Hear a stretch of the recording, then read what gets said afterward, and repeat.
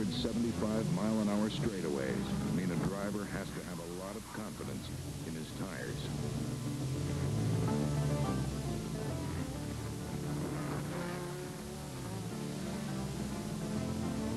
As expected, the turbo Porsches establish an early lead during lap times of 2 minutes and 30 seconds, with average lap speeds at 120 miles an hour.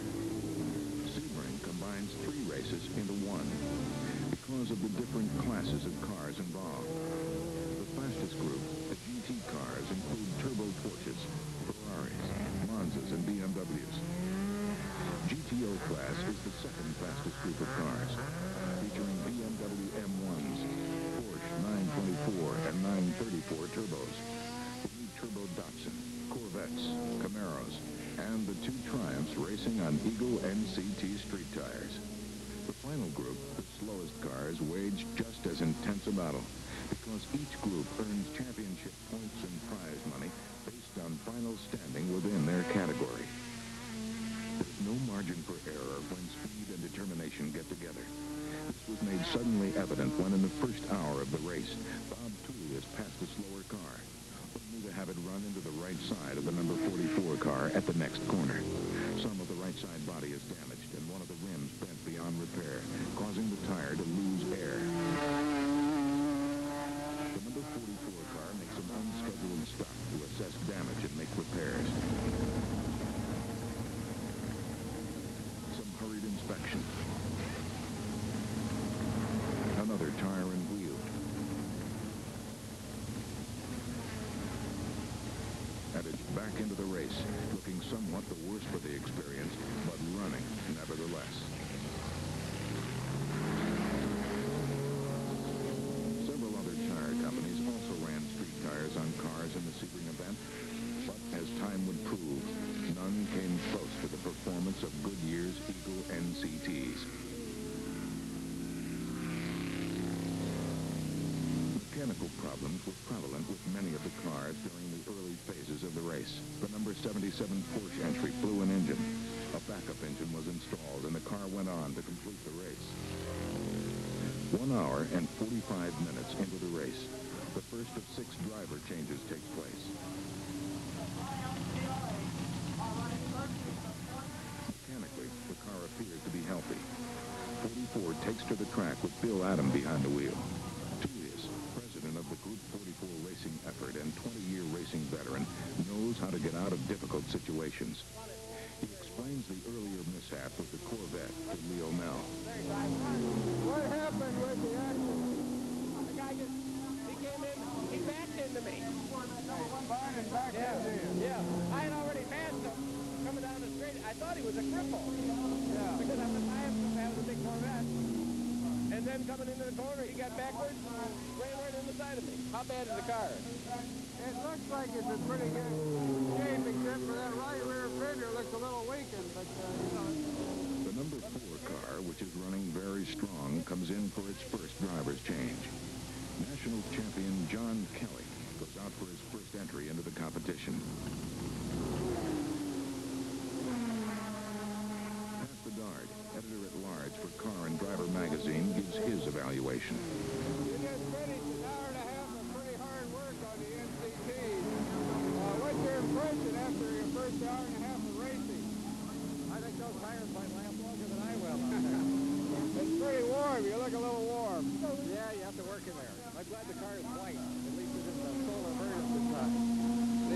Is the track getting a little slippery? There's a couple cars oiled down about a third of it, starting just when you drive off the runway, all the way down through the hairpin, through the chicane, and then back toward the runway again is very greasy. Still starting to get better, as a matter of fact, when I came in. You know, the oil on the track confuses it a little bit in the middle, but I think that's the oil and not the tires. The tires seem to be good. No complaints about that. Endurance racing combines incredibly exotic cars and engines with the utmost in mental craftiness. There are always those who charge from the beginning, using all the brute force available to take the lead and hold it, only to find that before long, the equipment gets tired and quits. So much for that race. Others have learned to pace themselves, using using a part of their equipment's potential force, thereby increasing the odds that they'll be around for the finish. Of course, there's some luck involved. Not being at the wrong place at the wrong time, and keeping away the gremlins that chew up engines and transmissions. A rule of thumb for endurance racing: it doesn't pay to go for broke and break. The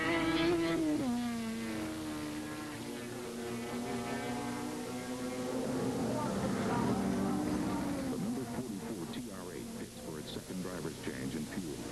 Tires are monitored. Apparently, as a result of the run-in with the Corvette, the 44 car has developed a slight leak in the right rear axle. This could become a key factor if the problem worsens.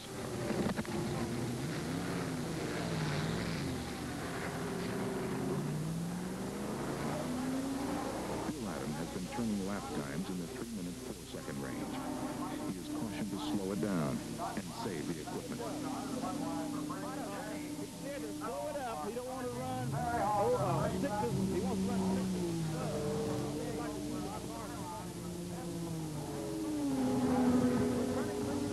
Adam is quite specific about his Eagle NCT street tire performance on the racetrack.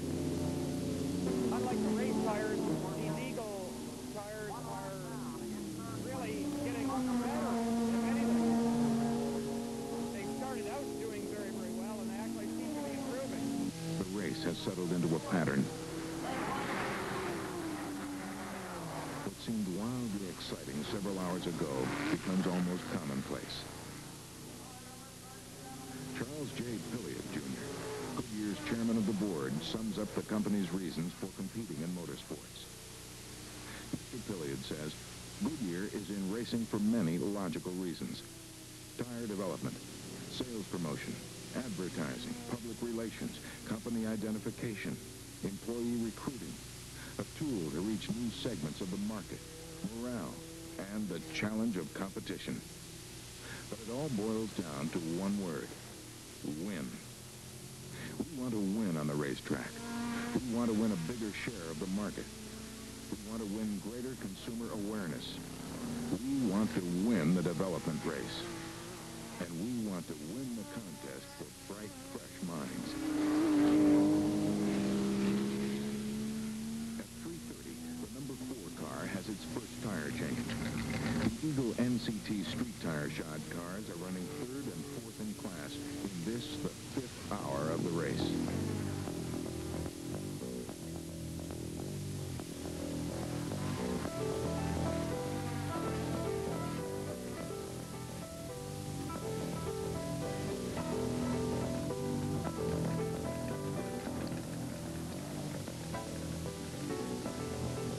Everything's all right, and it's back out onto the track.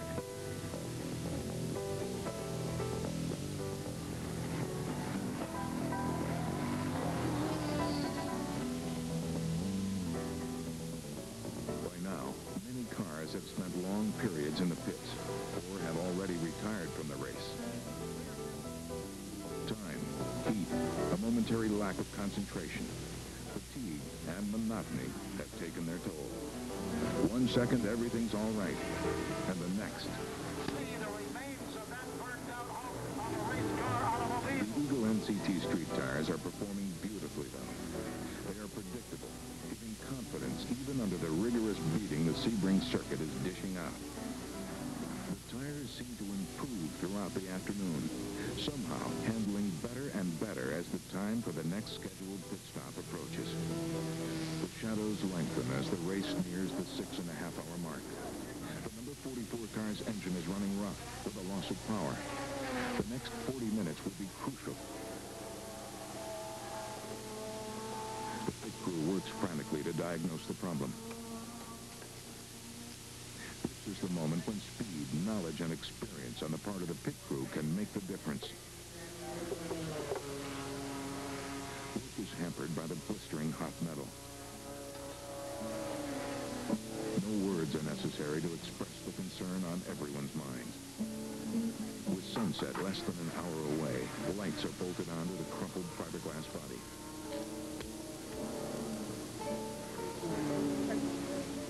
The pit crew now has its hands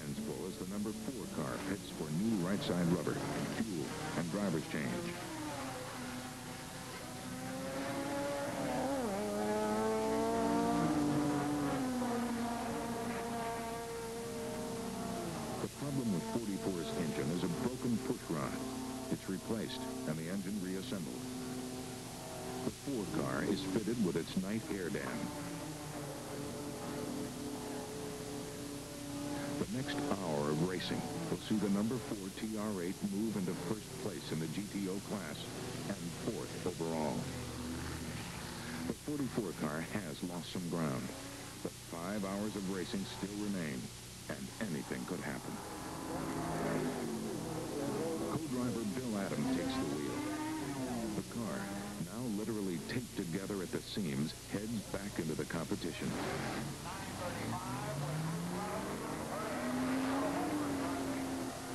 The glow of changing colors, deepening shadows, imagery and motion, yet still the savagery of competition. Darkness, punctuated by the piercing beams of light, and softer glowing reds. Lap times slow by a few seconds.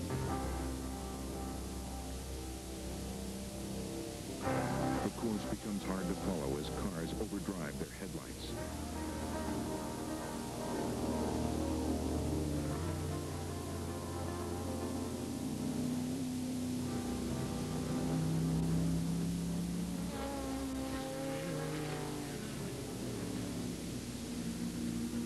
Another driver's change. A precautionary tire change to ensure good rubber through the end of the race.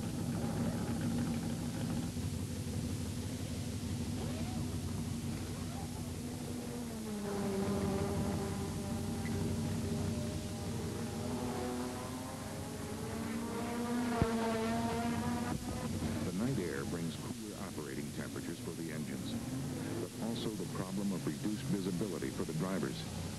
Bill Adam describes the smoke problem.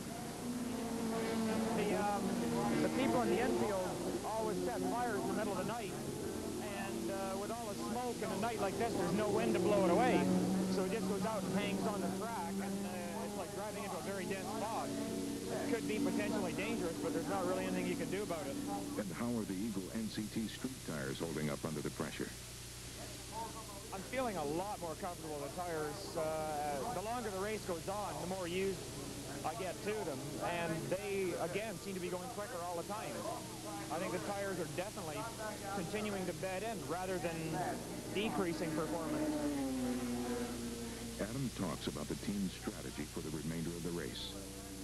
Well, we've established a pace to run at, and I think we're just going to hold to that pace. That it seems to be paying off. That one of our cars is leading our class, and our second car, even with the problems we've had, we're still running well.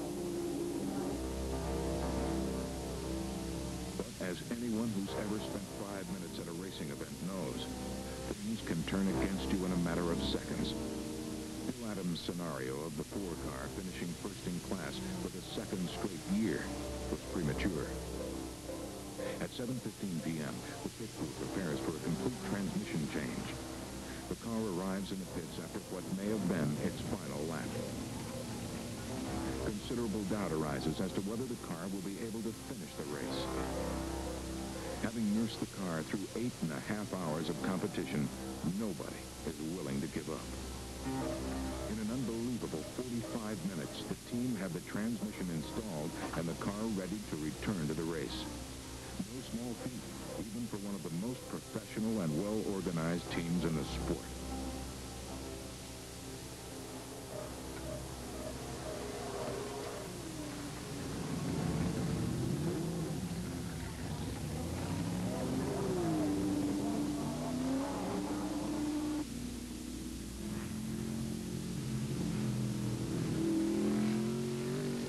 Halogen beams continue to invade the night. Adam waits for 44 and the final driver's change.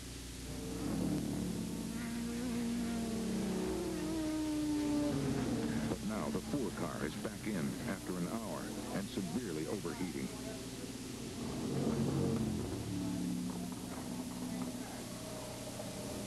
Heads remain clear. A new strategy is formulated. Let the car cool down. Repair the cooling system leak and bring the car out for the final laps of the race. Meanwhile, the 44 car comes in for a final check. is concerned over a leak in the rear axle and elects to stay in the driver's seat for the remainder of the race. The 4-car cools down quickly in the night air, and oil thrown from the engine is removed. 10:45. 15 minutes of racing remain. The gremlins are still at work as cars die all along the track. The grueling speed of this race has claimed its victims. The 4-car is ready for the finish. The guard prepares for the final laps.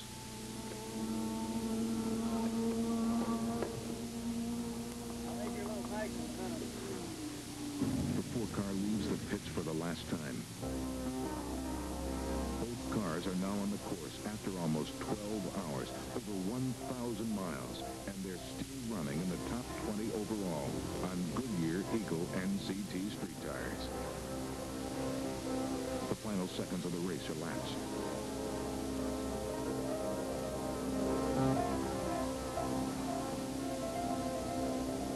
Both cars have taken the checkered flag. Both cars were able to go the distance and overcome numerous mechanical problems. The two TR8 racers equipped with Eagle NCT street tires shaved to racing depth almost performed a miracle at Sebring. They finished 10th and 20th on street radial tires. At one point, expectations were even higher. The number 44 car had to overcome the bent axle and broken pushrod, costing Tullius and Adam any chance of victory. The number 4 car was leading the GTO class and running 7th overall when transmission and cooling system problems cost the car its lead and dropped it to a 20th place finish overall. Leo Mal said it best. The important thing to us in racing the Eagle NCT street tires at Sebring was to demonstrate the kind of performance of which they're capable, leading the GTO class and running 7th overall at the 3/4 mark. It's just unbelievable for a street tire. There was never any question that Goodyear Eagle racing tires were the fastest tires at Sebring. The winning entry, the 935 Turbo Porsche, piloted by Bruce Levin, Hurley Haywood, and Al Holbert, ran on Goodyear Racing Eagles, as did the other top 40 qualifiers. The 10th place finish for the number 44 car was the highest place finisher of all the street tire entries. Other manufacturers entered street tires, but none came close to Goodyear's Eagle NCT. The two cars combined used just 18 tires to complete 2,054 miles of racing, while reaching speeds of over 170 miles per hour on the straights. At Sebring, the evolution hit its peak, with Goodyear's family of racing tires and high-performance street radials proving once again why Goodyear has earned the reputation of being the #1 tire company worldwide. Sebring belongs to the Eagles.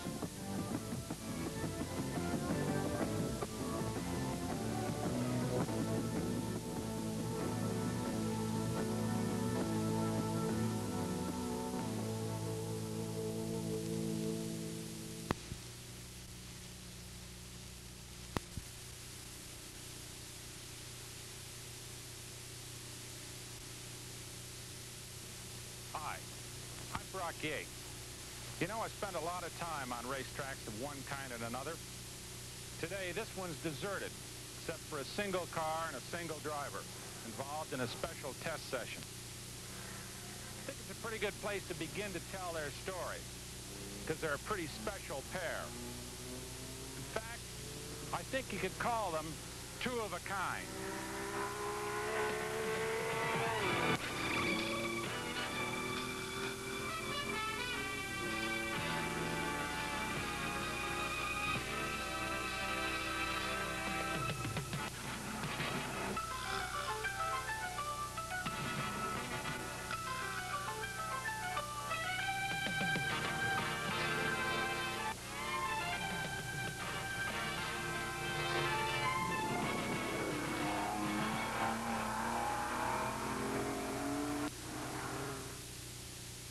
Two of a Kind, the Trans Am Champions, is brought to you by MG and Triumph Sports Cars and Quaker State Oil.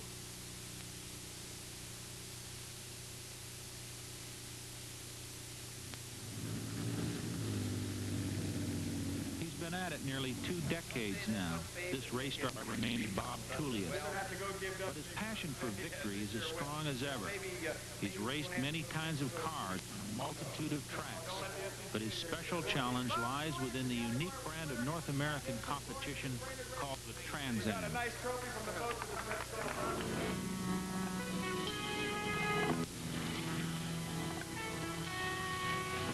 This is a series of road racing events intended to bring American-made sporting machinery like Corvettes and Camaros into competition with European GT cars like Porsches and Jaguars.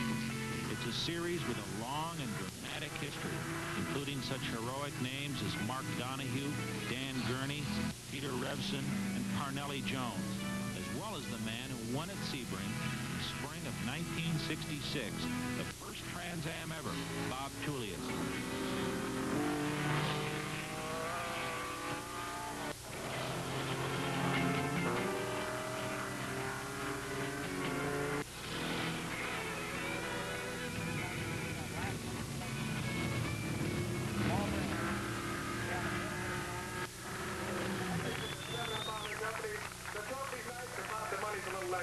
Oh, yeah, amateur racing, but you know one thing about amateur racing is that if you fail, all you lose is a trophy. When you fail in pro racing, you lose a lot of money, and everybody can use that, can't we? Let's hear it for Bob Tullius.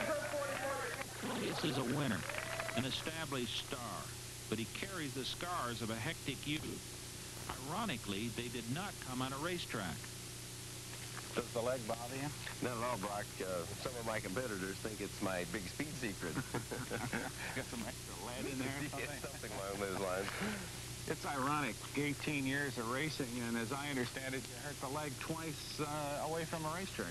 Playing football. I had a budding professional football career a number of years ago and was being looked at by the Colts. And then in Bangkok, Thailand, got run over by a taxi cab, no less. So it's had its troubles, but it doesn't slow me down much. I started out doing the drag racing in the country road just like all the rest of us did, I think, Brock. And one night, a buddy of mine were leaving a signal light that was just close to my home, and we had to pass by my mother's window. She never had seen me race before or since, actually. But she was one of these mothers who never went to sleep until all the brood was at home, and she was lying awake reading. And we went by the window flat out in second gear and giving it all we could. And in those days, it was flex tubing and straight pipes. And the next morning, it was very quiet at breakfast until she finally couldn't stand any longer, and she said, "Who won?" Who did I get that from, though? Your father. Of course. She used to say my father had a gasoline fanny. You could hear him all over 20 miles away coming with his 32 Essex with no muffler on it. Racing is no rich man's hobby for him. This is a profession, full-time, 7 days a week. Group 44. Hello, Mike Dale. How are you? His shop, in a small Virginia town, is a classic racing operation, surgically clean, self-contained, completely equipped, and manned by professionals like himself. Bob, as I understand, it started in 1961. Where, how, what kind of a car? It was a Triumph TR3 in the driveway of my house in Alexandria, Virginia, Brock, and it's come a long way since then. When did you really start to get serious about motor racing? Brian Firstenau and I met each other in 1963, and though I had been serious about it for a couple of years before that, he sort of accelerated that process, and then when Lanky Fouché came along a little later, we developed the nucleus of what is now Group 44, and we're very proud and very pleased about it. Like all successful racing operations, Tullius Group 44 team spends a great deal of time in private test sessions.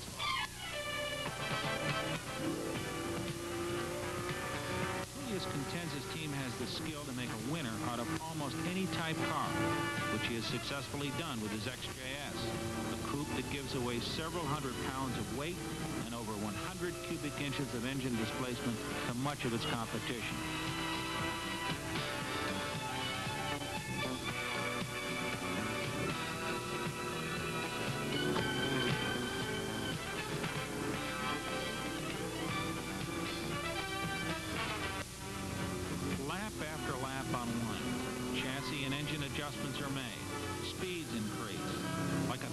red horse, the car is being exercised to a state of total readiness for the next race.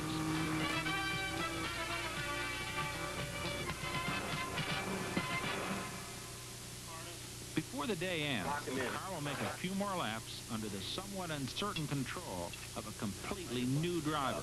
If you can look over there on your right, you'll see a whole bunch of switches, half of which I'm not sure what they are, but the three on the right are essential. Okay. The first one is the fuel, the second one This is... one? Yeah. Yeah. The second one is the diff pump, and the third one is the water cooling for the brakes. Okay. You won't really need the water cooling for the brakes, but the other two might be of some value too. Pedals are in the standard places, rights go, left, clutch, and stop in the middle. Yeah. Thank you very much. If I crash, I'm going to remember. Okay. You want your hat? Okay, you got your hat. I know you've driven some Trans Am cars in your time. In fact, I saw you coming somewhere out of MIS, out of a big mud puddle with pollywogs dangling out of your ears. Mud, yeah. One of my better moments. But you'll be surprised. It's too bad that we don't have the time for you to take it out and really wring it out, get used to it, and get a good feel of it, because you probably you'd be excited about it. Yeah. I'll give it a whirl, hey? Oil pressure should read what? Oh, it'll be all right. Okay. Don't worry about it. Okay. Up on the chrome one.